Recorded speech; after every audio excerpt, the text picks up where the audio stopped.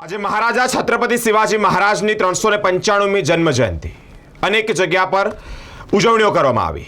મુજમવડા સ્થિત મહારાજાની જે પ્રતિમા છે ત્યાં પુષ્પાંજલિ અને પુષ્પમાળા પણ અર્પણ કરવામાં આવી। સાથે સાથે એક દીકરી જે કેવળ 7 જ વર્ષની છે, દુર્વા સોનાવડે, તેણે સિંહની ગર્જના કરી છે।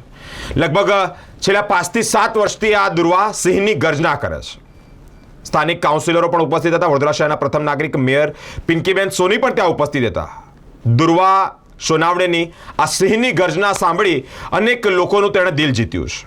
દુર્વાએ સિંહની ગર્જના કરી છે આજે શિવાજી મહારાજજીના જન્મ જયંતિ નિમિત્તે।